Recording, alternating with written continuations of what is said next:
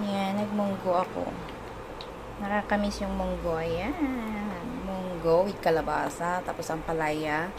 Dahon ng alugbati kasi wala akong nahanap na batawag mo? Dahon ng ampalaya.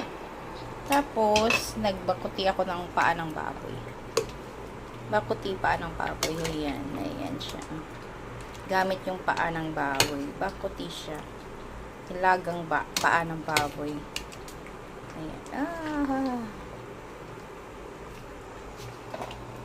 Ayan, niluluto ko lang siya. Yung munggo.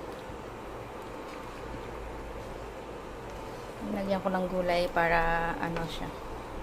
More gulay talaga. Yan ang project namin pag Sunday. More gulay na. Ayan, sarap oy. Munggo kayo dyan, guys. Parang nasa probinsya lang kayo.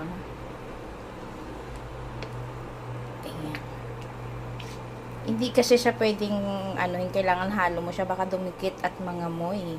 Masusunog kasi yung munggo kasi bumababa. Kailangan hinahalo siya para hindi siya masunog kasi pangit yung kainin na may sunog, 'di ba? Mangangamoy. Kaya kailangan bantayan mo siya kasi pag hinayaan mo yan, didikit yan sa ilalim. Kaya halo ka lang ng halo hanggang lumambot na yung kalabasa. Tsaka medyo okay na yung saka na yung dahon ng alugbati. Ayan. Kasi malapot siya. Ayan siya, oh. Kasi medyo matagas pa yung kalabasa konti. Kakalagay ko lang, nauna kasi din yung kalabasa bago yung ampalaya. Para hindi siya magiging malanta yung ampalaya. Kaya green pa yan, no, kakalagay ko lang din. Haluin lang siya ng haluin para maging malapot din siya, tsaka hindi mangangamoy sa ilalim kasi konti lang dapat yung tubig dito, hindi siya sabaw. Ma-appreciate mo talaga yung munggo pag malapot talaga siya. Ayan.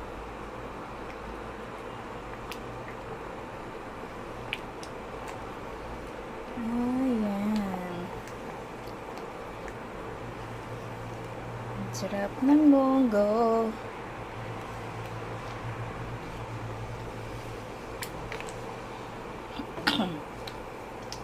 Malapit na siya maluto yung kalabasa. Malambot na rin yung kalabasa. Pwede na siya.